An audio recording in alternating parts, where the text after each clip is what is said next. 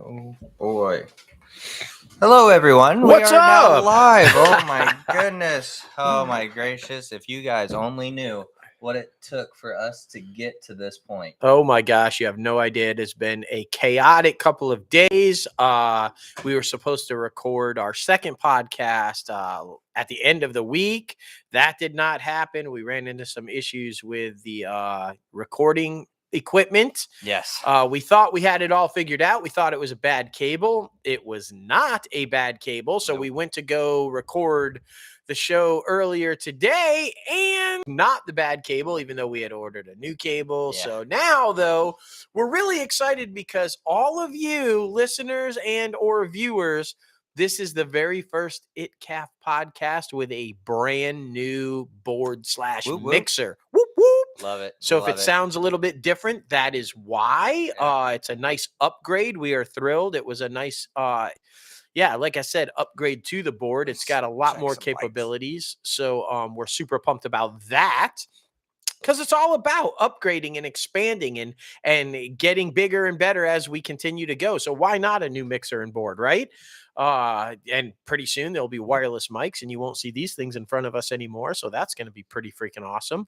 But forget all that. It's been a crazy, hectic day, but we're up and running and everything is great. So for all you new listeners and new watchers out there who aren't familiar with what Inside the Crazy Ant Farm, aka ITCAF, is all about, we are the premier entertainment related podcast. We offer things that nobody else does. Sure, you can get your podcast where they interview celebrity guests. Sure, you can get your podcast where they talk about some industry news. Sure, you can get fun top 5 lists. Yeah, sometimes people discuss podcasts where they talk about box office results, but this is the only podcast where you get it all.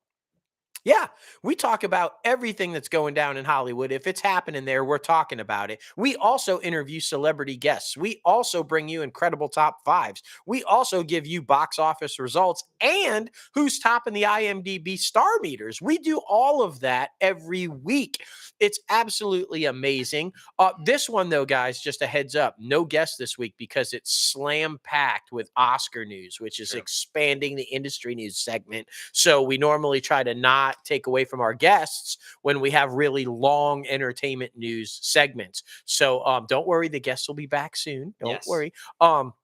In the meantime, go back and listen to some of the older interviews. They're just slaying right now. They are. Paul Sadu and Kelly Giddish and Autumn Reeser and Trey Davis and just like so many incredible, awesome interviews, guys. Go back and check those out if you're wanting to catch some celebrity interviews. But if you missed all of the Oscar nomination announcements and all the good juicy tidbits, we've got them all. Oh, that's for sure. We got you covered, man. I'm super positive about that. And for some reason, I'm down a little low. Okay, check. 1, 2. I feel like I sound low.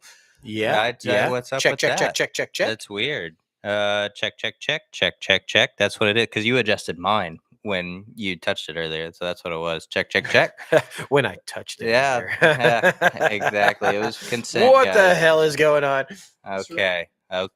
That's what it is. All right. Well, I think we're good now. So fantastic. Anything else? Anything else you see? Anything else that sounds weird? No. My as you guys can see, my giant coffee cup. This looks even bigger on screen than it does not on screen. This is a new present from the kids there, and it, as you can see, Dad. I love it because you guys know we drink like crazy amounts of coffee. Crazy amounts, man. This is a crazy cup for sure. So, but let's get started with a promo. Get rocking and rolling. And jump in this thing. There's a lot to talk about, a lot to cover. So we are excited and ready for it. I know you are as well. Oh yeah. All right. Okay. What's up, everybody? If you're watching this video right now, that means episode 216 of ITCAFpodcast is available right now on all podcast platforms, and we're talking about the Oscar nominations. Yes, and boy, was there some snubs. There was some controversy about who should and should not have been nominated, and of course, all the people that we knew were going to get the nominations. We've got all of that, and then how does Oscar nominations play into box office, right? Does it help? Does it hurt? it helps a lot. You'd be surprised. We've got all that also. We really do, man. We really do. And plus, I mean, a lot of stuff going on at Disney, HBO Max, Titans, one of our favorite DC shows got canceled. So we'll be talking about that. Don't blame James Gunn, though. Yeah, man. Of course not. Of course not. But anything and everything we are talking about. But be sure to like and subscribe on all platforms. Welcome back to another episode of Inside the Crazy Ant Farm. Holy moly, we are super excited because there's a lot going down in Hollywood and we got a lot to cover today. Oh my goodness. Oscar nominations, so freaking crazy. Isn't that right? Oh, yeah. Fantastic. Continued record-breaking stuff from James Cameron, which heavily played into the Oscar nominations, I think. Warner Brothers, we've got good news and bad news if you're DC fans. We've got great Shazam news. We've got not so great Doom Patrol and Titans news. And then of course we get Netflix had a big old huge purchase from Sundance. We've got everything going on this week, guys. Everything going on. Well, let's get a little crazy. What's up, guys? Welcome back to another episode of 216. You guys know what's happening in Hollywood because we're going to be talking about it. Yes. Oh, man. Oh, man. But before we tease the rest of what's going on, be sure to leave a rating on this podcast, comment below, and tell us what you actually think about ITCAF Podcast. Leaving a rating actually helps this show get seen by more people, especially those who are trying to break into the entertainment industry, or if you just love entertainment news, we got you covered.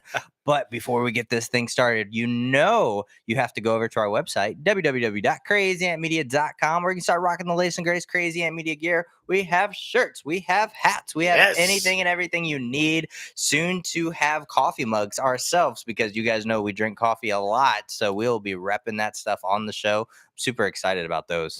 Yeah, me too. Like you can dress from head to toe in Crazy Ant stuff. True.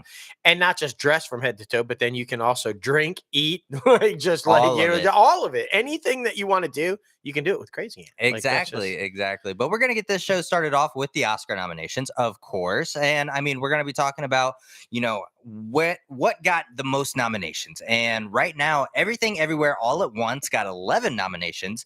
Yeah. All Quiet in the Western Front got 9 nominations. Banshees of Inisherin got 9. Is that how you say that? Inisherin got 9. Elvis got 8. The Fabelmans got 7 nominations. Tar got 6. Top Gun Maverick also got 6. And then Black Panther Wakanda Forever got 5. I'm just excited that one got as many nominations as it did. Me too, because Angela Bassett, and we'll talk about it, but she made history for superhero / MCU movies because she's the first person in any one of those to actually get nominated in a major category, not sound or special effects or costumes, but in like a lead acting category. And I don't mean lead actress. I just mean in a top acting category. We'll discuss it. We'll get there. But let's start off with the nominations for Best Picture, obviously, which also made some history because, guys, you know how they typically stay away from box office blockbusters, right? Anything that makes a shit ton of money, they normally are like, we like their stuff. But not this time. There's a bunch of blockbuster films on this list. First one out was All Quiet on the Western Front. Second was Avatar: The Way of Water. The Banshees of Inisherin.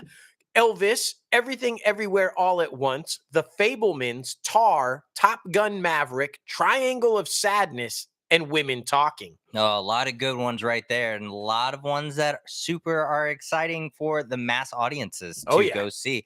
Now we're talking about Best Directors now for Martin McDonagh for Banshees, Daniel Kwan and Daniel Scheinert for Everything Everywhere All at Once, Steven Spielberg for The Fabelmans, Todd Field for Tar, and Ruben Östlund for Triangle of Sadness. Yes. Now we're jumping over to Best Lead Actor in a Motion Picture. Austin Butler for Elvis, of course. Colin Farrell for The Banshees of Inisherin. Brendan Fraser for The Whale. Paul Mescal for After Sun. And Bill Nye for Living. Is it that Bill Nye? No, it's not. It's Nye. not the science guy. It's not. No. It's not. Well, the Best Lead Actress category, Kate Blanchett with Tar, Ana de Armas with Blonde, Andrea Riseborough with To Leslie. A lot of A lot controversy of around that one controversy right around now. that one. Michelle Williams for The Fablemans and Michelle Yeoh for Everything Everywhere All at Once. That's a tough category. It is. It is. Speaking of tough category, this one is too. Best Supporting Actor. You've got Brendan Gleeson from The Banshees of Inisherin, Brian Tyree Henry for Causeway, Judd Hirsch, who literally screen time is like 7 total minutes in the film, but nominated anyway for The Fablemans, Barry Keogh for The Banshees of Inisherin, and Ki Hwai Kwan, who seems to be the front runner for Everything Everywhere All at Once. It's true.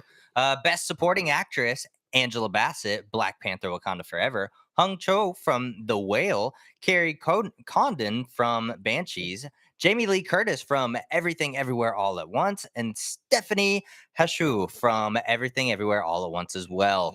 Now, will they cancel each other out? We That's don't the know. thing. That's the We don't thing. know.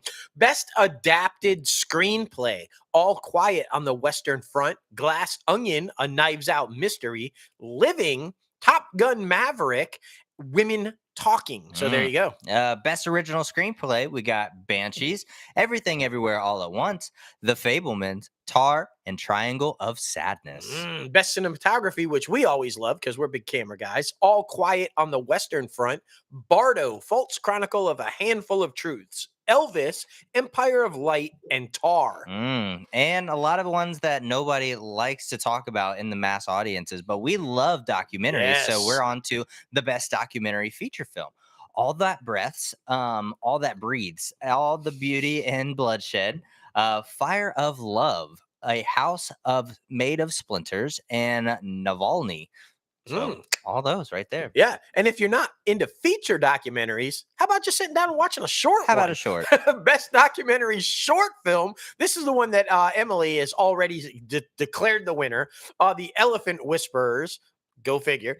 Haul Out. How Do You Measure a Year? The Martha Mitchell Effect, and Stranger at the Gate. So those all sound interesting. For sure. Well, now we're on to best film editing and Banshees, Elvis, Everything Everywhere All at Once, Tar, and rounding it out with Top Gun Maverick. Best international feature film, which this time, like last year, has contenders that are also up for best picture, period. Yep. But here's best international feature film: All Quiet on the Western Front, Argentina, Close, EO, The Quiet Girl. So there you go. For sure. Well, best original song. This one's a tough category right now as well. Applause from Tell It Like a Woman, Hold My Hand from Top Gun Maverick, Lift Me Up from Black Panther Wakanda Forever, and Natu Natu from RRR.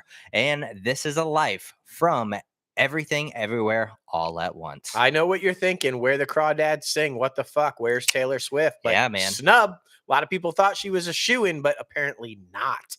Best production design, All Quiet on the Western Front, Avatar, The Way of Water, Babylon, Elvis, and The Fablemans. I feel like on this one, if you put in Avatar, The Way of the Water, how do you not put in Black Panther, Wakanda Forever, which also took place predominantly underwater? It's true. How the fuck did you not put that one in there? Just saying. Just saying, man. Best visual effects, All Quiet on the Western Front, Avatar, The Way of Water, The Batman, Black Panther, Wakanda Forever, Top Gun Maverick. A lot of good ones. Oh, yeah. See, they got that one right. Best animated feature film, Guillermo del Toro's Pinocchio, Marcel the Shell with the Shoes On, Puss in Boots, The Last Wish, The Sea Beast, and Turning Red. We were talking about this earlier. We think this might actually be the first year that Disney does not win this bad boy, right? Right. At least the last couple of years. I feel like the last time was Spider-Man Into the Spider-Verse. Yeah. So, best animated short film, The Boy, the Mole, the Fox, and the Horse, The Flying Sailor, Ice Merchants, The Year of Dicks, and The Ostrich Told Me That the World is Fake, and I Think I Believe It. I'm just going to go now for all of you out there, because that caused quite the stir during the nominations, right? The Year of Dicks, or My Year of Dicks. It's exactly what it's about. My Year of Dicks. It is about the sexual, outgoing revolution and coming to age story of this young woman who decides that she's not going to be a virgin by the time her, I think it was senior year or maybe sophomore year of high school is over. And she goes on the exploration of a year of sexual revolution and discovery. Interesting animated Her one. year of dicks. Interesting animated short. Just Very. saying. Yeah. Is this me? Yeah, no, it's me. It is. Best live action short, no dicks.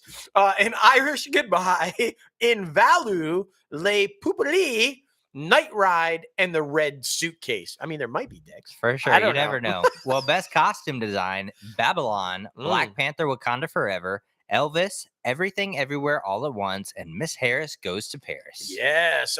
Best makeup and hairstyling, All Quiet on the Western Front, The Batman, Black Panther, Wakanda Forever, Elvis, and my particular one that I think should win hands down, The Whale. If you guys didn't see it and see that fat suit, holy shit. Yeah. Just saying. Best original score, All Quiet on the Western Front, Babylon, Banshees, Everything Everywhere All at Once, and The Fablemans. I'm pulling for The Fablemans on this one because John Williams, this is one of his last feature films that he is doing. Yes. I mean, he's legendary. Legendary. That's just all there is to it. Best sound is...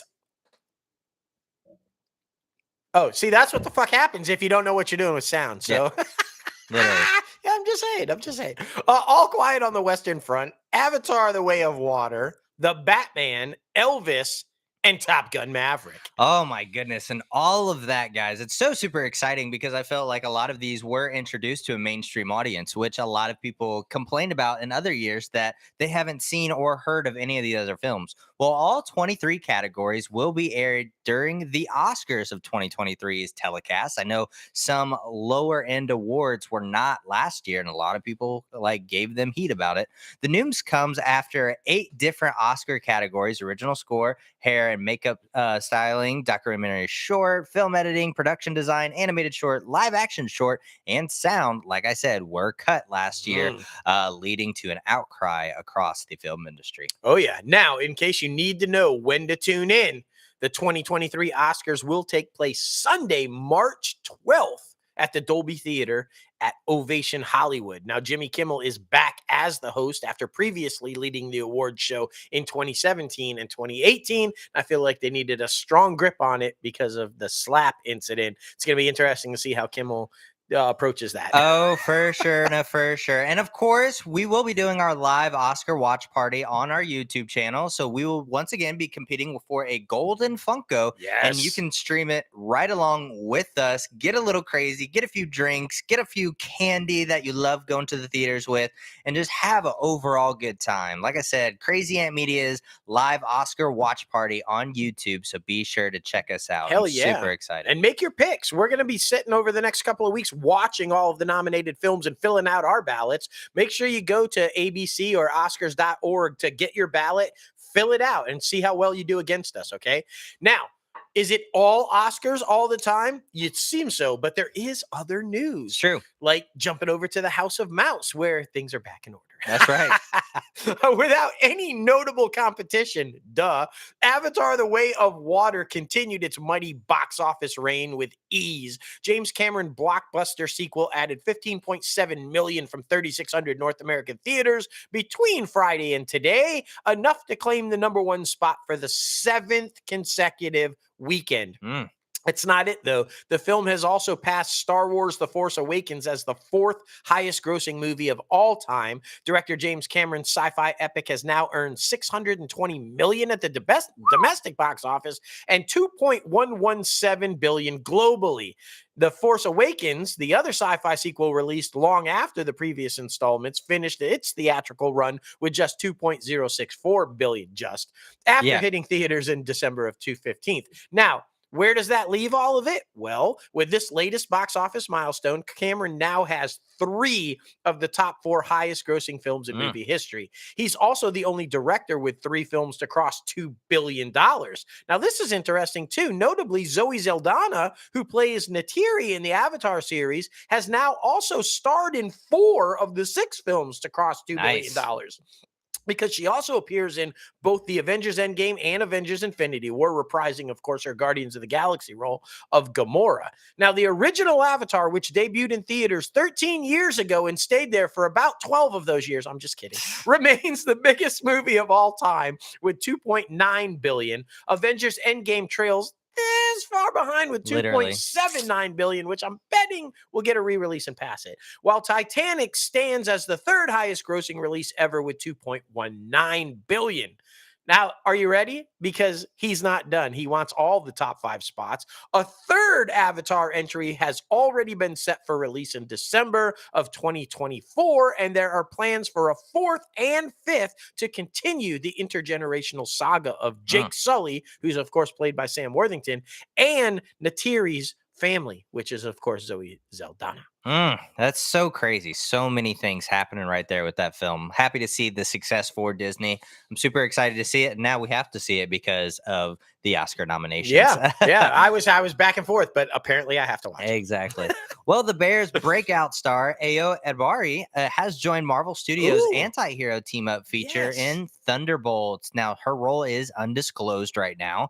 Feige announced Thunderbolts at San Diego Comic-Con in 2022 as a climax of Phase 5 of Marvel Cinematic Universe, which starts in February with Ant-Man and the Wasp: Quantumania, if you didn't know, and is currently set to premiere on July 26th of 2024. So be sure to mark your calendars for that one. I mean, she is the breakout star of that show. Her back and forth with the lead is freaking phenomenal. Yeah. And if for anybody who didn't know, Harrison Ford is playing Thunderbolt himself. Yes. Thunderbolt Ross. So yes. That's going to be epic. For sure. This one is causing a lot of controversy, y'all. Like a lot of controversy because some people are like, they were two consenting adults. You can do whatever you want to. But apparently at ABC, you cannot.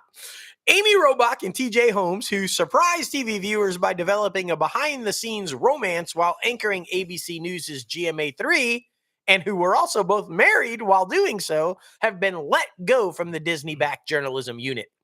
The news division said in a statement, quote, after several productive conversations with Amy Robach and TJ Holmes about different options, we all agreed it's best for everyone that they move on from ABC News. Translation, we fired them. Yeah. We recognize their talent and commitment over the years and are thankful for their contributions. The duo's exit may bring new challenges to ABC News, though. Its bench of up-and-comers has been depleted in recent years, with Tom Lamas seen as a potential success for David Muir at World News Tonight, leaving for a new role at NBC News account. Yeah. She took a new job at CBS News' 60 Minutes. So a lot of things happening, man. A lot of things happening. Janae Norman, be ready. That's our pick. We love it. Be ready, girl. We want you. For sure. Well, this one's very interesting as well. A lot of people are actually happy about it. Krista Vernoff is stepping down as showrunner and executive producer of both Grey's Anatomy and Station 19 at ABC.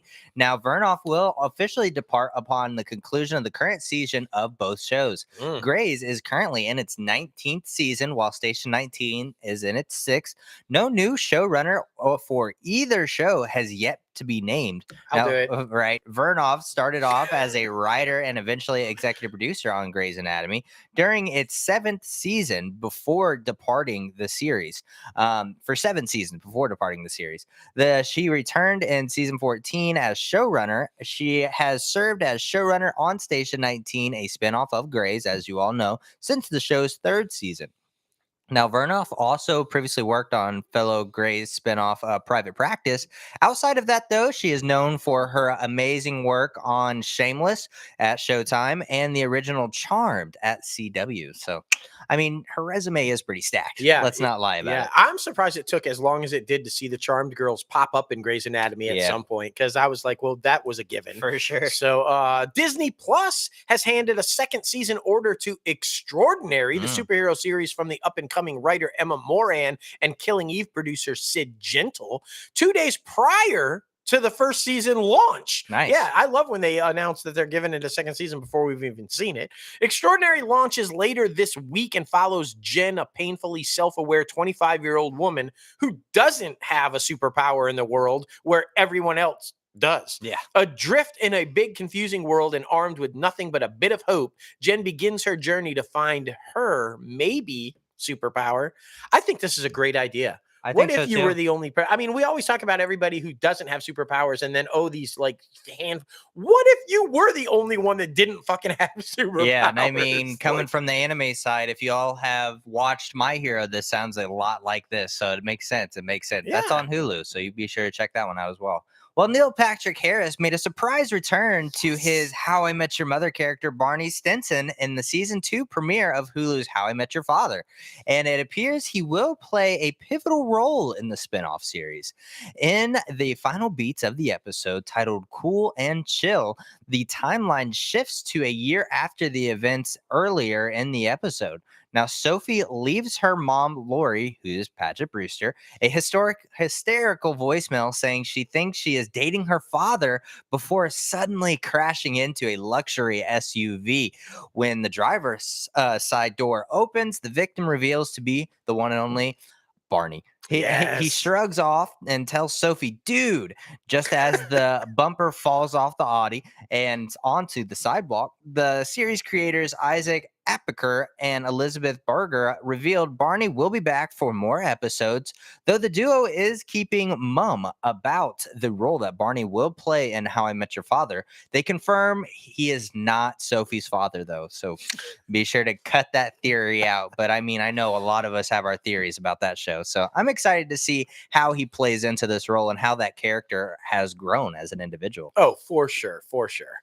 I just, yeah. I mean, the only other one so far is Robin, right? Yeah, So far. So we'll see if any more pop up. But the fact that Barney's going to be in multiple, that makes me really happy.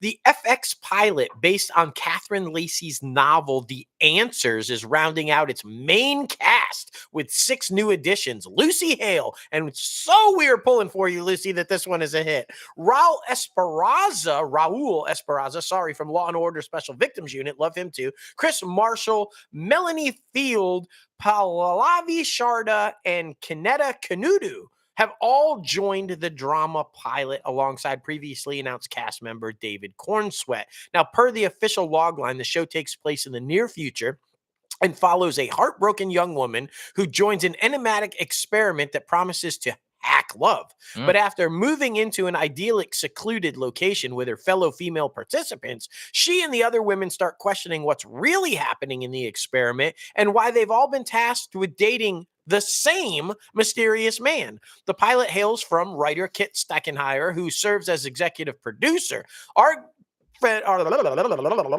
buddy, friend, and former guest Danny Strong and Darren Aronofsky are also set. Boy, I need more coffee. Are also set to executive produce. This is quite the run. Danny's having quite a run. Darren, obviously, with The Whale, is having quite the run. And we're hoping everything works out for Lucy because, man, we want her back. For sure. Well, all you fans of adult animated comedies, you are very happy. This past week has made some epic news for all of you. Fox, they have ordered 2 more seasons of its staple animated comedies. The Simpsons, that one's going to outlast all of us. Bob's Burgers and Family Guy, continuing their long-time runs at Fox through the 2024-2025 broadcast cycle. The renewals guarantee 14 and 15 for Bob's Burgers, the 22nd and 23rd of Family Guy, and the record-setting 35th and 36th season of The Simpsons, extending its standing as the longest-running scripted series in television history. That is insane. Yo, just to put that in perspective, literally, when The Simpsons came on the air, I was 18. Yeah. 18 years old. Like, Jesus Christ, man. It's been on forever. Yeah, and I mean, it's way older than me. So, yeah, exactly. I mean, it's like, I can't even believe, man. Howard Gordon's return to Fox has proved to be fruitful for the network. The premiere episode of his latest crime drama, Accused, was the highest rated and most watched debut across broadcast and cable in the last 3 years. Nice. The crime anthology series premiered last Sunday night to a record 2.0 rating among the advertiser-friendly 18 to 49 demographic, as well as 8.4 million viewers, according to early live plus same-day Nielsen data. Now, Accused is now the top-rated scripted telecast of the 2022-2023 television season to date for both broadcasting and streaming. So there you go. It does look very good, and it looks like a lot of Hollywood A-listers want to be on that show. Yeah, it's one of those. I agree with you. And let's not cut off the ending this time. apparently half the Just country on saying. a certain broadcasting stations or whatever, they inadvertently something happened and it went down and they didn't see the ending Yeah, of it. I'd be pissed. Oops. I'd be Oops. pissed. Well, Fox is developing a single cam comedy series, Get Buckets, from executive producer and writer Stephen Falk Mm, from You Are the Worst, and Alan Maldonado yes. from Heels, Daryl Britton Gibson from The Wire, and Brandon Mitchell Smith from Four Weddings and a Funeral. Maldonado, Britt Gibson, and Smith will also star. Get Buckets also follows three estranged brothers who must band together following their billionaire father's untimely death to figure out how to run the professional basketball team he left behind Oh. and how to be a family in general. So that one actually sounds really good. I'm excited for that. Yeah, and Alan Maldonado, again, another former guest of on our show. Yeah. I'm loving every week we're doing the industry news, and we're hearing more and more of our former guests Isn't it cool? just getting it done, man. That is I so love it. awesome. Yeah. Okay, jumping over to the bunny from the mouse, we are going to Warner Brothers Discovery, where the second trailer for DC Studios' Shazam: Fury of the Gods, starring, of course, Zachary Levi and Aster Angel in their return as Billy Batson, aka Shazam, has arrived. This time, fans get a closer look at Helen Mirren's turn as villain Hespera, of course, one of the daughters of the Greek god Atlas.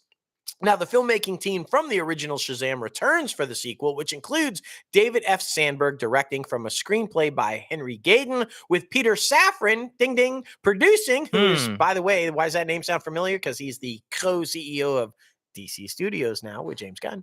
The sequel to 2019 Shazam will put a bigger spotlight on Batson's foster siblings, who all have superhero powers and operate together as the Shazam family, based on Out of Philadelphia, of course. Now, rounding out the cast of siblings are Jack Dylan Grazer and Adam Brody as Frederick Freddie Freeman, Ross Butler and Ian Chen as Eugene Choi, Megan Good and Faith Herman as Darla Dudley, and Grace Fulton, the only one who plays both characters, as Mary Broomfield. Shazam 2 was initially set, as you guys know, for a holiday season 2022 release, was subsequently pushed back to avoid competing with James Cameron's Avatar: The Way of Water, which clearly was a smart idea.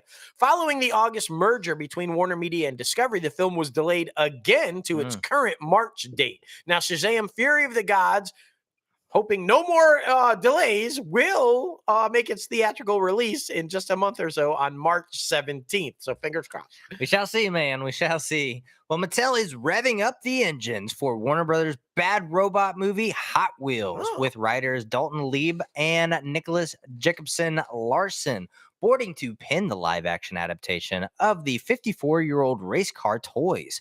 Robbie Brenner, EP for Mattel Films, will lead the project alongside VP Kevin McCoyne, VP and creative executive Andrew Scannell. Hannah Mingali and John Cohen are overseeing for Bad Robot. So that's going to be very interesting. I think a lot of these productions or these studios need to create more family friendly content at the moment, because there hasn't been really a lot recently. So we'll see. We'll see. Well, Yeah. I'm saying recently as in like where we're at right now. I guess Puss in Boots, but I mean, I feel Yeah. like there needs to be more. Yeah. Oh, totally agree. Totally agree. I'm just, and they're turning everything, toys, board games, like everything. Warner Brothers is like, Facts. fuck it, whatever. Just take whatever, Exactly. turn it into a movie. HBO Max, oh my gosh, released the first trailer for Harley Quinn, a very problematic Valentine's Day special. Yeah. And I just want to tell y'all right now, it is most definitely not safe for work. Do No. not open this up while you're at work. No. Why? Because literally all of the citizens of Gotham are literally, and this is how it's stated in the trailer, fucking like dogs in the streets. I'm not even kidding you. They actually are. In the trailer, Harley and Ivy have such powerful sex that Ivy accidentally casts a spell over Gotham that causes all of the citizens to rip off their clothes and do it in the streets like animals, as Harley would say. Meanwhile, Bane confronts the rhyming demon Edragan for some dating advice. The cosmic supervillain Darkseid shows off his new stone-faced shows off his new stone-faced girlfriend, and Riddler proposes to his boyfriend, Clock King. The special holiday episode, which releases on HBO Max on February 9th, follows the same raunchy R-rated tone of the main series, which stars, of course, Kaylee Cuoco as Harley Quinn and Lake Bell as Poison Ivy. Now, according to the official synopsis, now that was all the good stuff, but the official synopsis, as Harley goes to obsessive lengths to ensure that her first Valentine's Day with Ivy is the best ever, Bane's efforts to impress an unexpected date go horribly awry. Meanwhile, after an unfortunate online dating encounter, Clayface engages in some self-love. Okay. It's a lot happening. I do like, though, how they're going away from, the television side and making it its own, like, standalone movie. I think that's cool. I think a lot of animated shows do that. So I always think those find to be very successful. So that's good. But fuck, man. That's The wild. trailer alone had me just dying. So I can't wait to watch it. It's going to be hilarious. For sure. Well, this is what we were teasing early on in the show. The HBO Max DC live action series Titans and Doom Patrol will both end on their current fourth seasons. According to sources, both productions were aware that that they would be their final season some time ago, and thus both will have definitive endings. That's good. That is good. Those sources also stress that these productions, these decisions, wherever they are, we're not part of. No, we're not part of the definitive endings. That was also just I really lost my. We're not part of the cost cutting. Cost cutting undertaken since the Warner Brothers Discovery merger under the days of Zasloff, and had seen a number of projects scrapped, including nearly completed Batgirl film, like we've talked about. James Gunn tweeted that the decision to end these shows preceded him taking over DC Studios, and that he has well wishes for all involved with the shows. The fourth season of both Titans and Doom Patrol consists of 12 episodes split into 2 6-episode chunks. It's unclear when the second half of these seasons will air, though, so kind of sucks. Yeah, it does. But I'm glad to hear that James Gunn was a fan and that it wasn't his decision. And I'm hoping that he'll maybe take a playbook, page from Marvel and keep these actors, because they're phenomenal. And they clearly, I think, play into his younger version of the DC universe. Agreed. And I hope that he keeps them and does that. And because I've stumbled now once and you've stumbled once, Peanut has come over to make sure we're okay. Yeah. It's like, guys, are you good? Because I feel like y'all are fucking this thing up. Yeah. Hey, man, at least we're on the air. Okay. That's true. It's all good. I am super stoked about this. I was literally just asking you the other day, or saying to you, I wonder when this is coming back. It seems like it's been forever. Well, now I know, and I'm fucking excited as shit. HBO announced that season 4 of Succession will premiere on Sunday, March 26th. That's right around the corner. The Cabler also released the first teaser for the new season, in which the Roy kids plot against Logan as the sale of Waystar Royco to tech entrepreneur Lucas Matson, of course, played by Alexander Skarsgård, moves closer, causing family division and a struggle for power. Now, it's a tightrope walk on a straight razor, 500-foot reputational drop, says Kendall in the teaser. Also in the teaser, it appears that Connor and Willa tie the knot, and Tom settles into Logan's inner circle. Yeah, Tom is real worried about if he gets divorced from the daughter, where the fuck does he fit in? But so he's trying to kiss some ass. That's all I'm saying. That's for sure. That's for sure. Well, after achieving HBO's second most watched series premiere in more than a decade, The Last of Us is now reaching an even higher audience and breaking new record for pay TV channel. According to measurements by Nielsen's, combined with first-party data at Warner Brothers Discovery, episode 2 brought in 5.7 million viewers across the linear airings on HBO and streaming on HBO Max. That marks a 22% increase from last week's record-breaking 4.7 million, a number that Warner Brothers Discovery later reported had already jumped to 10 million after 2 days of availability. Per HBO, the jump from the initial premiere viewership to episode's 2 debut audience is the largest week 2 audience growth from an HBO original drama in history of the network. So that's really freaking surprising. Yeah, and it's no surprise then with those type numbers that HBO has renewed The Last of Us for season 2 already. The move to renew the series comes as little surprise as it's been a hit with both critics and audiences. So, yeah, I mean that was a no-brainer right there. Yeah, it's awesome. I would definitely recommend jumping on that one, especially with it only being a few episodes in. Definitely recommend it. It's For really sure. good, really good. Well, HBO Max is developing the comedy series Unfriendly Black Hotties from Kiki Palmer and Jermaine Crawford and Amy Anabati. Now, per the official log line, the series is a comedic satire exploring Gen Z's weaponization of political correctness told through the eyes of 4 high school girls. That's very interesting because you know how that goes. You're either far one way or far the other way, or you just don't give a fuck. Yeah. So I'm very interested to see how that one turns out. Yeah, that's gonna be. I love the name. Yeah. That's like a great original name.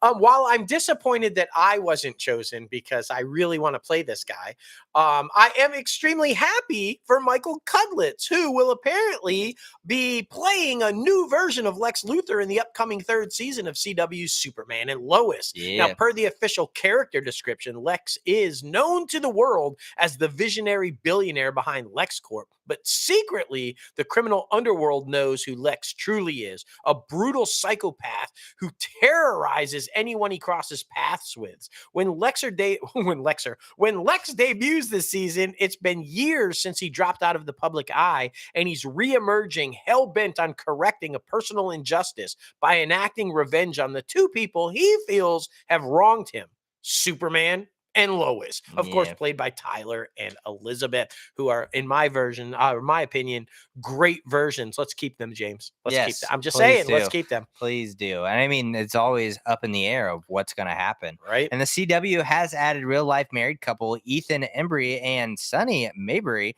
in the upcoming DC series Gotham Knights. Oh, The couple will portray Arthur and Crystal Brown. Per the network, Arthur is a meticulous and eccentric host of Jeopardy-like game show. Arthur is always the smartest person in the room. Is also known as a clue master of mm-hmm. one of Gotham's criminals. His character keeps a squeaky clean image for the public, and his dark side will go to great lengths to protect his appearance. Now, the wife of the local celebrity, Crystal, is a natural, camera ready charmer, but also as closest to her know that Crystal is warm and kind one minute and suddenly cold the next because she is struggling with a secret addiction that threatens to ruin her happy home. Mm. A lot of shit happening on that show. Yeah, I Damn. like it though. Those are good obscure characters that I think are going to be great to see on TV for the first For time. sure. Jumping over to Paramount, Emmy-winning writer-producer Ed Rylick from Unforgettable, the former CBS Entertainment head of programming Tom Sherman, and the NAACP Image Award-nominated filmmaker Mo McCrae have joined the creative team of the freshman CBS drama series East New York. The expansion of the show's producing team follows the full season order of the freshman series. It also comes after the exits last fall of series executive producers Christine and Mark Holder following an investigation by Warner Brothers TV. East New York is the number 2 primetime series, delivering 7.09 million viewers per episode in the most current ratings. And it is the number 2 entertainment program among African American viewers. So it's huge. Yeah. And if I'm not mistaken, I think it's number 2 behind number 1, Fire Country. For sure. So CBS is killing it with that. I'm a huge fan of this show. If you haven't checked it out, you should definitely do it. The cast is phenomenal. The story is outstanding. And I think it takes a real look at what's happening right now in society between cops and civilians. And yeah, check it out for sure. Definitely. Well, the Frasier sequel series at Paramount Plus has added Andreas Keith and Jess Sagaro to its cast. Well, The pair joined leading man Kelsey Grammer, as well as cast members Nicholas Lyndhurst and Jake Cutmore Scott. Now, Keith will star as David, Frasier's nephew. The character is a son of Niles and Daphne from the original show, who was born during the 2-part series finale. Now an adult, David is described as an awkward college freshman with a penchant for off-kilter observations. Mm. Now, Fraser's nephew David has Niall's intelligence and Daphne's smile, and neither of their polish. Oh. David's unearned confidence may confuse some, but Fraser has a fondness for his nephew's earnest enthusiasm. Now, Segurio will star as Eve, Freddie's roommate. Eve is described as spontaneous, outgoing, and bursting with creative energy, whether it was asked for or not. Eve is a breath of fresh air with an immediate ability to connect with both Fraser and Freddie.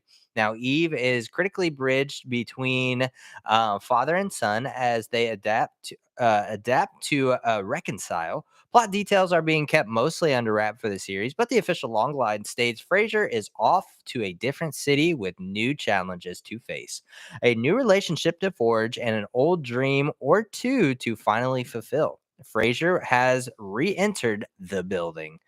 No, nothing like tossed salad and scrambled eggs, That's man. right. I am so excited. These descriptions sound amazing. Niall's son is going to be fucking hysterical. I'm all in on this show. Huge fan of the original, and I cannot wait for this one to come. For sure. NBC Universal, the anticipated biopic of music legend Madonna. Not happening, Not guys. happening. It's taking an indefinite holiday.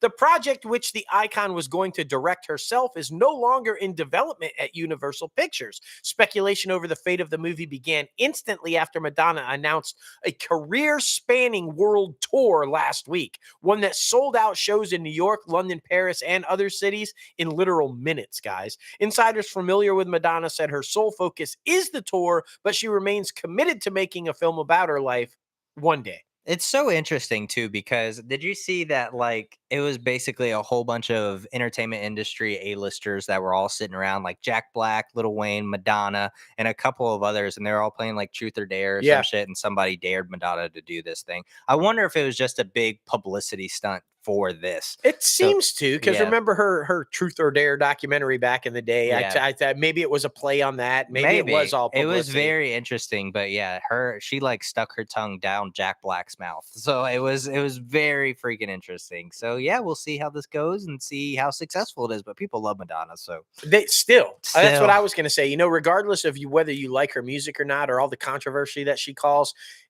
being in the industry for 40 plus years, almost 50 years, and you can still sell out tickets in minutes. Yeah. That's an impressive feat. Exactly.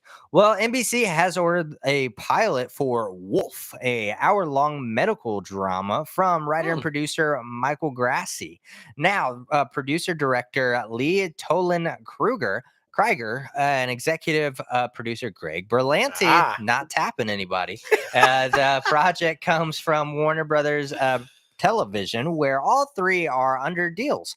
Wolf is inspired by the books of The Man Who Mistook His Wife for a Hat and An Anthropologist on Mars by Oliver Sacks. It follows a revolutionary, larger-than-life neurologist and his team of interns as they explore the last great frontier, the human mind, while also grappling with their own relationships and mental health. Oh, that sounds really good. Yeah, because we need another medical drama. It's true. No, we do. It's We true. do. Like, that's the only thing that seems like, if it's not cop shows or medical dramas, you don't have a chance. Exactly. Just saying. I'm really excited about this one. And if I didn't have these headphones on right now, I'd be tugging my ear. All you old people know exactly what I'm talking about. NBC has announced a new special, Carol Burnett, 90 Years of Laughter and Love, to pay tribute to the comedy icon on her birthday. Taking place at the Avalon Hollywood, beautiful place. We were just there recently for Jason Ritter's charity event. The new 2-hour special will bring together Burnett's friends, colleagues, and admirers with personal tributes and musical performances. The retrospective special will look back at the most memorable moments in Burnett's illustrious career, from Once Upon a Mattress on Broadway to Miss Hannigan and Annie to the 11 seasons of the Carol Burnett Show. The birthday celebration will air April 26th at 8 p.m. and stream on Peacock April 27th. So Nice. excited for that one. The Carol Burnett Show was one of my favorite shows growing up. Tim Conway and Harvey Korman and just Lyle Wagner and Vicki Lawrence and the whole. You can't watch it without fucking laughing. Yeah. They couldn't get through it without Yeah. laughing. So if you've never seen it, do yourself a favor, watch that and then catch this special. For sure, for sure. Well, Peacock has set its recurring cast for season 2 of Doctor Death, adding Rita Volk from Faking It, Judy Reyes from Succession, Jack Davenport from 10%, Annika Borres from Succession, and Sandra Bornez from Snabacash. Previously announced for season 2 cast includes Luke Kirby, Ashley McCaughey, Gustav Hammerson. Season 2 of the anthology series will feature the Miracle Man storyline based on the most recent 3rd season of the Wondery podcast. Paulo Marciani, played by Edgar Ramirez, is a charming surgeon renowned for his innovative operations that earn him the nickname Miracle Man. When investigative journalist Benita Alexander, played by Mandy Moore, approaches him for the story, the line between personal and professional begins to blur. Changing her life forever, she learns how far Palo will go to protect his secrets. A group of doctors halfway across the world make shocking discoveries of their own that they call everything about the Miracle Man into question. So that one's going to be good. I think this anthology series thing is catching more and more gravel. So I feel like a lot of these streamers are doing this now. So Oh yeah, makes sense. especially when it's true crime. Yeah. Because I mean, I think everybody they're so addicted to those true crime stories. So Facts. hey, this one honestly is kind of a shock. I mean, I think a lot of people were looking forward to this one, and now they're going to be upset. Vampire Diaries creators Julie Plec and Kevin Williamson's planned adaptation of the comic book series Dead Day is no longer moving forward at Peacock. The move comes despite the fact that the show was ordered straight to series at the NBC Universal owned streamer back in January. News of Dead Day not moving forward comes shortly after it was announced that Plec and Margarita McIntyre's series adaptation of the young adult novel Vampire Academy had been canceled after one season. Apparently, NBC, Universal, and Peacock not so much into vampires. So it seems like, man. That's what it seems like. No, we're done with vampires. On to zombies. Like, it's fine. It's fine. Well, Sony, Colleen Hoover's best-selling romantic novel, It Ends With Us, is getting a film adaptation with Blake Lively and Justin Belloni attached to star. There you go. Now, the film is in development at Sony's Pictures, and Belloni is set to direct and executive produce under his Wayfarer Studios banner, which is co-financing. Lively is also executive producing alongside Hoover. Steve Schwartz, Sorowitz, and Andrew Koloff. It's Ending With Us follows a small town girl, Lily, who moves to Boston to start her own business. Sparks immediately fly between her and neurosurgeon Ryle, but his complete aversion to relationships is disturbing. Even as Lily finds herself becoming the exception to his no dating rule, she can't help but wonder what made him that way in the first place. As questions about her new relationship overwhelm her, so do thoughts of Atlas Corrigan, her first love and linked to the past she left behind. He was her kindred spirit, her protector. When Atlas suddenly reappears, everything Lily has built in Ryle is threatened. Now that sounds like a lot happening, man. So I'm excited to see what happens. Good thing her real life relationship is like so stable and solid. Because every movie she makes, she gets herself in some crazy ass trouble. That's all I'm saying. Sony Pictures Classics has also landed the worldwide rights to A Little Prayer. The film is directed and scripted by Angus McLaughlin, who scripted the SPC release Junebug. The film follows Tammy, who's going to be played by Jane Levy, and husband David, who will be played by Will Pullen, who lead a quiet life in Winston-Salem, North Carolina. Oh, right up the road from us. sharing a home with David's parents, Bill and Vanita. Now, David and Bill work together and have always been closely involved in each other's lives. When Bill begins to suspect that David's straying in his marriage, he is drawn into a relationship minefield caught between wanting to protect his daughter in law and trying to understand his impulsive son. As Bill confronts the limits of patriarchal influence, he is also forced to reckon with the disheartening behavioral patterns that may be transcending generations. That's kind of fucked up. Your son is cheating on his wife, and like and you're just like stuck in the middle of it. Yeah, that man, doesn't sound good at all. That's a lot happening, but yeah, I mean, it makes sense. I'm excited to watch that one too. I mean, For a lot of sure. good stuff about to come out or is being developed. I mean, yeah, I wouldn't cheat on Jane Levy. I'm just saying. I know, right? Like, what are you doing? Amazon and MGM, Ben Affleck's next directorial effort, Air, about the birth of Air Jordan brand and the partnership between Nike and the rookie Michael Jordan, has set an April 5th global theatrical release. Finally, before it heads to Prime Video. The film is the first project from Affleck and Matt Damon's artist Equity, whatever the fuck. Equity, in collaboration with Amazon Amazon it's just coffee. Studios, Skydance Sports, and Melendi Pictures. The cast includes Damien as Nike's executive, Sonny Veracco, Affleck as Nike's co-founder, Phil Knight, and Jason Bateman as Rob Stresser, Chris Messina as David Falk, Matthew Mayer as Peter Moore, Marlon Wayans as George Reveling, and Chris Tucker as Howard White. Now, Viola Davis as Dolores Jordan, Gustav Skarsgård as Horst Dassler, and Julius Tenen as James Jordan. Amazon Studios will distribute the film globally, and Warner Brothers Pictures will handle international as part of a distribution pack with Amazon's MGM. So a lot of stuff happening there. That one sounds exciting. It really does, and that's a hardcore cast right there. It is. Shit. Amazon is developing a series version of Claudia Lux's novel Sign Here with their Golden Girl Phoebe Waller-Bridge set to executive produce.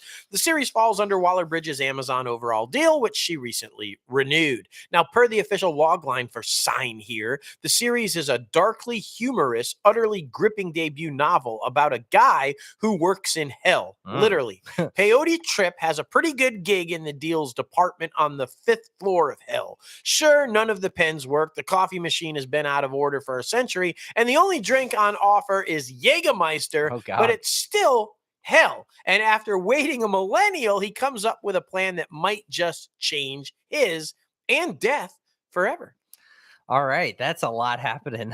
So many interesting premises. Yeah. Well, they need a Lucifer replacement. I guess. I'm just saying. I guess that's what they're trying for. Heading over to Netflix, Fair Play, one of the busiest movies to premiere at this year's Sundance Film Festival, has sold to Netflix in a massive $20 million deal to pact for its global rights, given the warm reception of the film sparked a bidding war amongst several key distributors, including Searchlight and Neon. Chloe Dermont directed Fair Play in her feature debut, and the psychological thriller Bridgerton breakout Phoebe Devnor and solo star Eldon Ehrenreich play the newly engaged couple who keeps their relationship in secret because they work together at a cutthroat hedge fund. Now, when Denor's character Emily gets promoted over Ehrenreich's Luke, the couple's power dynamic shifts crazy. So a lot of stuff happening there. Netflix, man, I mean, I thought you weren't trying to spend money, right? But look at you now. Like 20 mil. Like that's a lot to pay for a film that we don't know how it's going to do or not do. So it was interesting. I was listening to another podcast, The Town, and they were talking about how not a lot of movies have been purchased this year, but it seems like a lot of the numbers are swaying, and they're trying to see, you know, the theatrical release calendar and how they can mix that with streaming, and they're trying to figure out, you know, if it's going to be more viable to wait until after the festival is done to start, you know, pitching for these movie purchases. So it's going to be very interesting to see how it all comes about and see where it goes. So I'm excited for it, though. Yeah. I mean, Me too. Well, heading over to our top 5 segment, man. This one's special because it is things we are looking forward to in this upcoming year. And it's a lot Yeah. of different things because we're working on stuff personally, we're working on stuff like for the company, and just all of these things. Like it's an ever evolving like door basically, Oh, so for it's sure. trying to For figure it sure. all out. For me, films that are being released, that is one of my top 5 things that I'm anticipating this year. There's a lot of good stuff. I mean, that Charlie and the Chocolate Factory movie, I'm super excited to see how that's going to turn out. Of course, all the Marvel stuff, all the Marvel TV shows, because it's been a while for a Marvel TV show. But yeah, I'm just always so excited to see the theatrical calendar, and see what I can anticipate to come out and what I can tend to anticipate to see on a streamer as well. So I'm excited for all that. Hell yeah. I mean, the a kickoff of the next MCU phase. I'm like, how can you not be pumped about Seriously. that? Like, come on now. My number 5 is continuing work on our drama series, The Raven's Vision. We are so close to having everything that we need done with that thing, and then shoot a concept pilot and pitch this thing to a streamer. Our goal for this coming year is to either be greenlit and or sell the project off to one of those streamers. And I feel like we're getting really, really close, guys. And I am super excited about that. That is our first foray into writing, our first foray into writing a television series.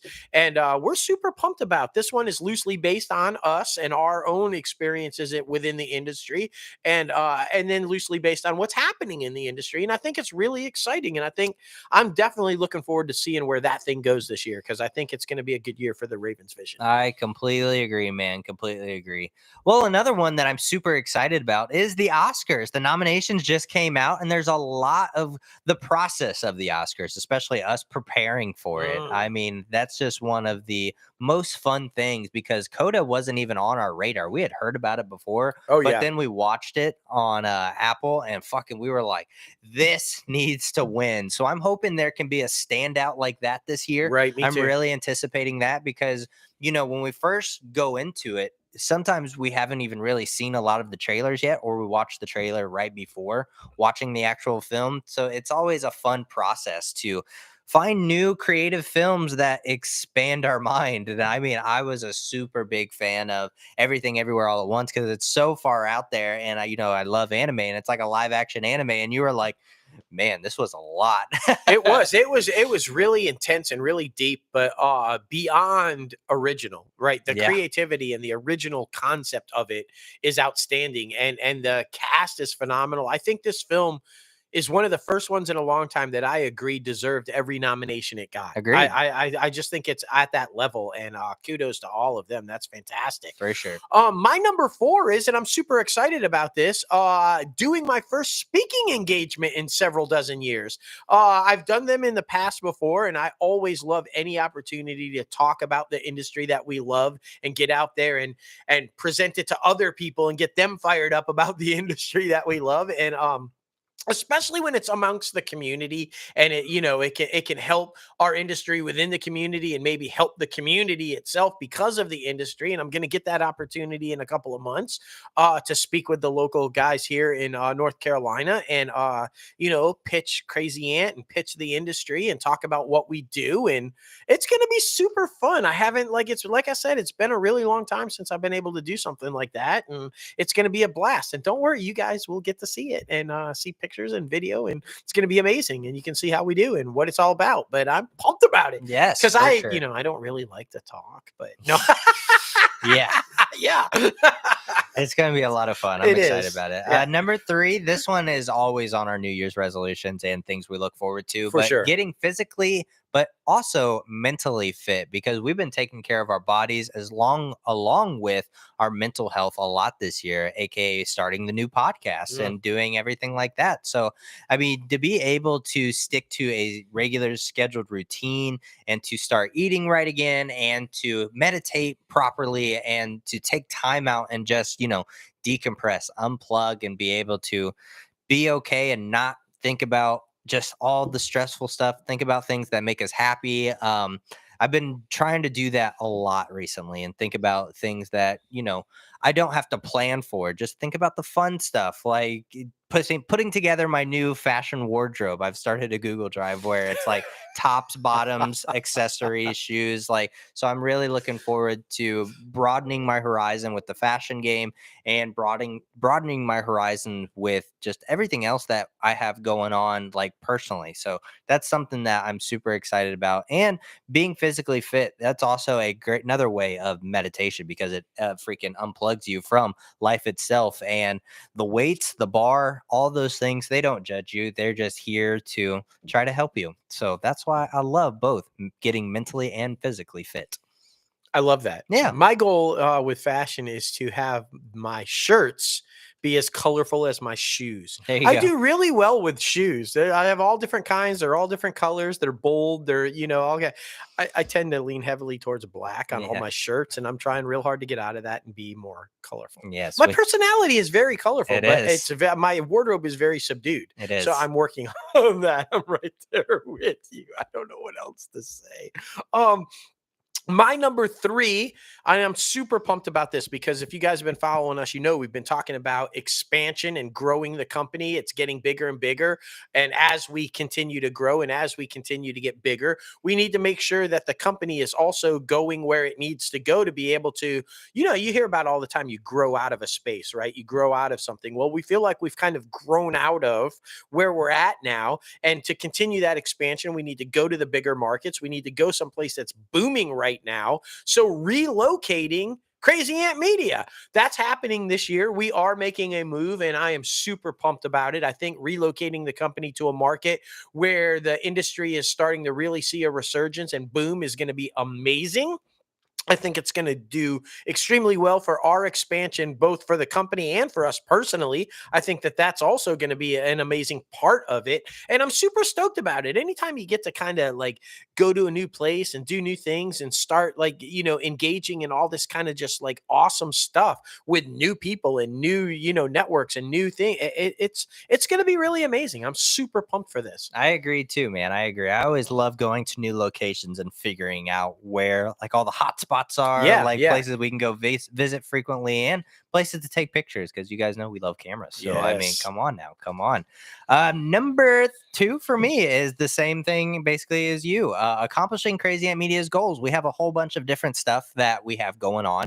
We are excited about creating divisions because we have so much more than live action projects. We have animated projects and we also have podcast projects. And we want to expand on that as well to give other Yes. people the opportunity to let their voices be heard, letting them start their own podcast and to be able to completely start our fashion game as well. We want to start building a whole new type of industry when it comes to fashion. We want to create our own line. We want to create our own merchandise as we've been doing so far, but we also want to get more involved in that certain situation. And I mean, there's so many things that we want to get on board with. We have an app that we are developing at the same time. We're just so much stuff that is going on here at Crazy Ant Media that we're super freaking excited about. And it's all obtainable, man. It's all obtainable. For your goals are obtainable. Our goals are obtainable. You just have to dedicate time and effort to put forth in what you are doing. So Hell I'm yeah. super excited for that. Yeah, by far, and I think it's going to be an amazing journey, and I think that the Crazy Ant is well. It's done so well over the previous years, but it's well on its way to just even more greatness in the coming years, including this one. And I'm just super pumped about that. One thing that I'm really excited about this coming year, I kind of started it last year, and it's rolling over into this year, and I hope to do a lot more of it this year.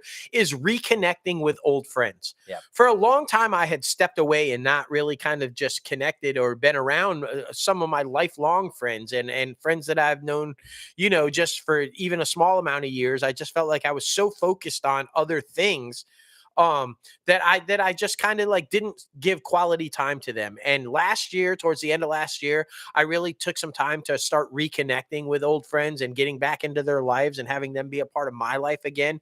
And I want to continue that journey this year, and I'm super excited about that. I think that the relocation is going to play heavily into that as well. And I'm just super pumped anytime that you can reconnect. And the great thing about it last year, and I think going into this year too, is that it was just like yesterday, picking up right where we left off. And it didn't miss a beat, even though it had been a series of years. And so I'm hoping that that continues this year. And I'm really looking forward to it. And because I've missed them. For sure, for sure. Number one for me is going to be a huge monumental thing because it's happening at the beginning of next year.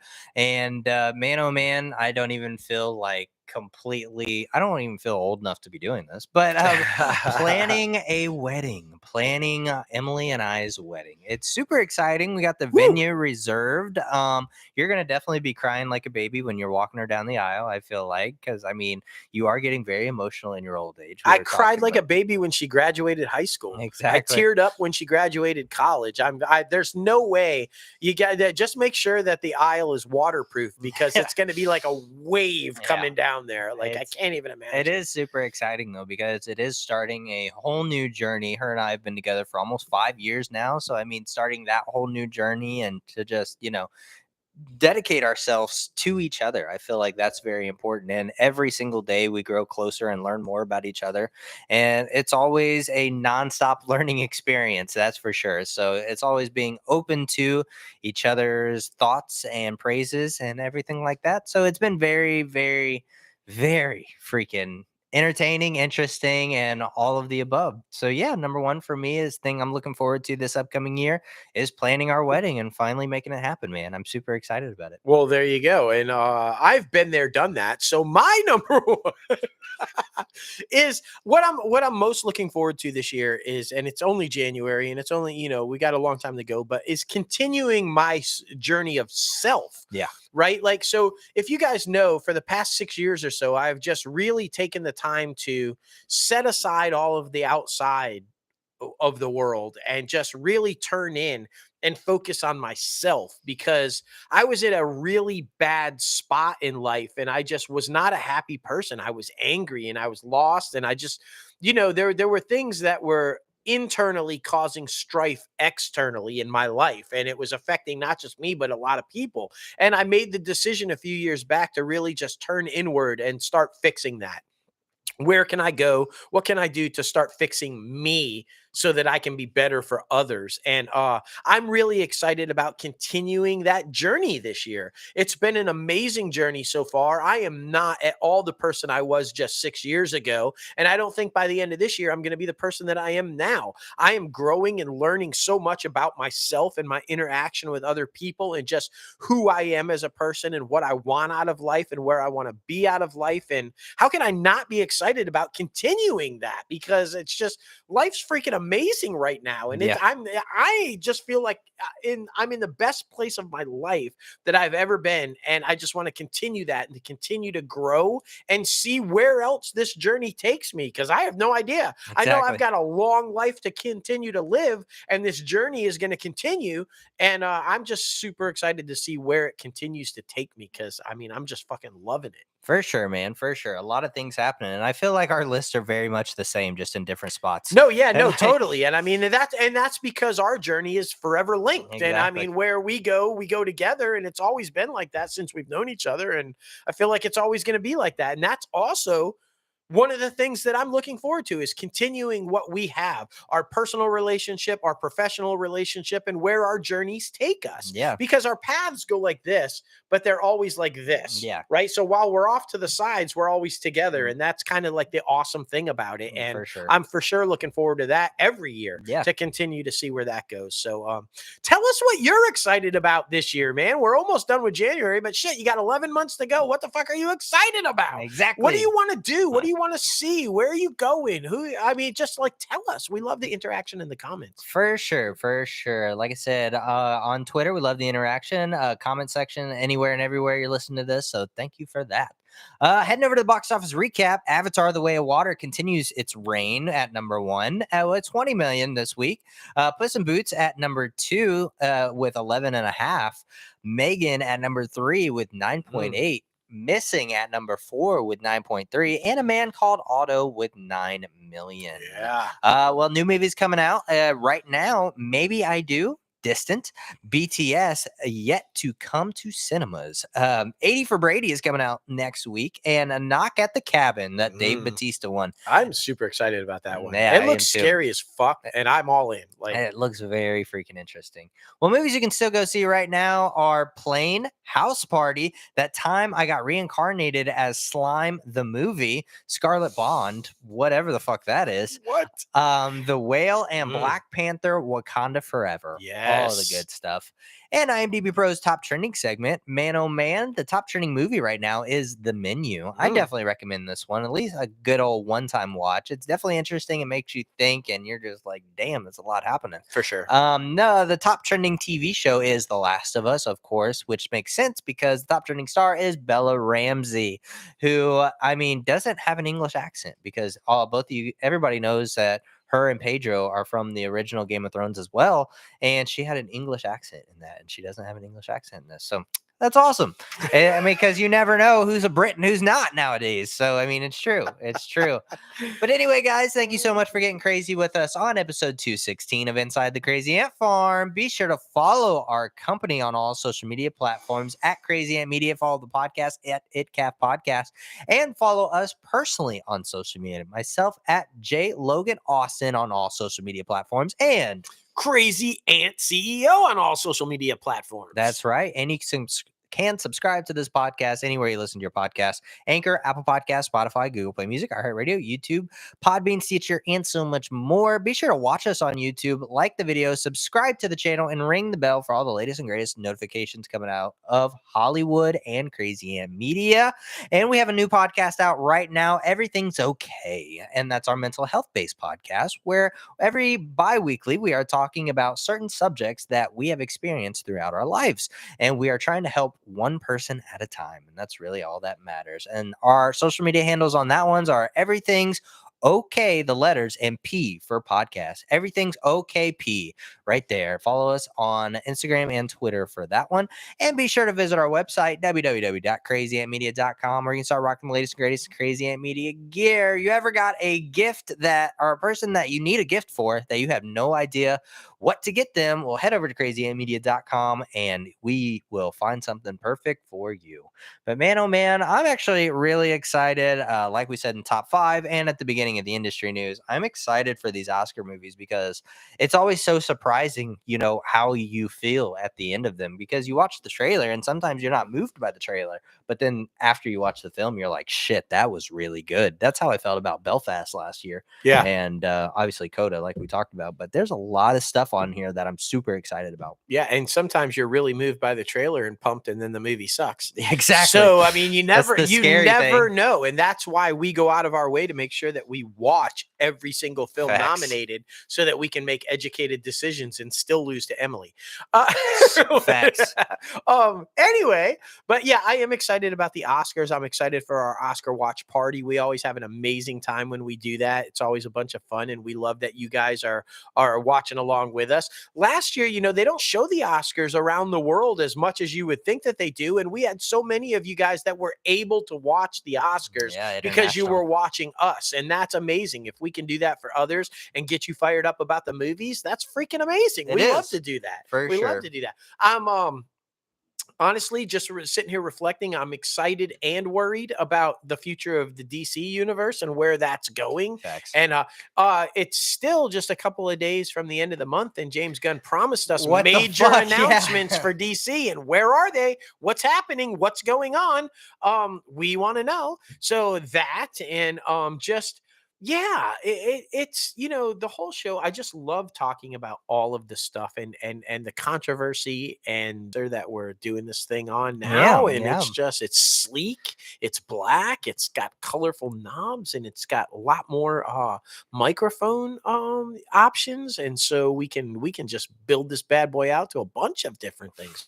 And you guys are lucky you even got an episode this week, because there was so much happening behind the scenes, but we're happy to bring it to you. We knew we needed to, especially with the Oscar nominations, but man, oh man, we love it. Absolutely love it. And of course, I mean, there's one more person that we love and we have to talk about every single time. The one, the only, Oprah!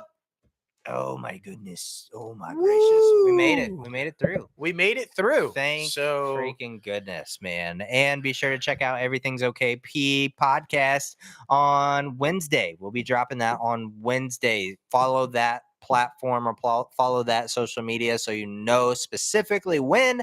All the good things, man. and get all your the good things. tissues ready. Get Your tissues ready, because I feel like it's a tearjerker. You guys are gonna be crying. Oh, for sure. I think. I mean, I am. Yeah. I know I'm likely to cry. I'm Yeah. not even gonna lie to you. Yeah, but- and we'll be putting some Everything's Okay merch up in the website soon as well. So be sure to stay tuned for that, because I mean that's going to be some good stuff. I feel like a lot of people will like that design. But yeah, guys, you enjoy your weekend, have fun, watch football, and honestly, Bengals 49ers. This is what we're hoping for. Yes, This for is sure. what we're hoping for. Cannot fucking root for Philly. I'm just saying. Can't do it. I can't do it. It's against. Die, Eagles, die. That's the right saying, right? Die, Eagles, die. Yeah, exactly. Send the hate mail, bitches. Send the hate Exactly. mail. All right, guys. Fuck Eagles.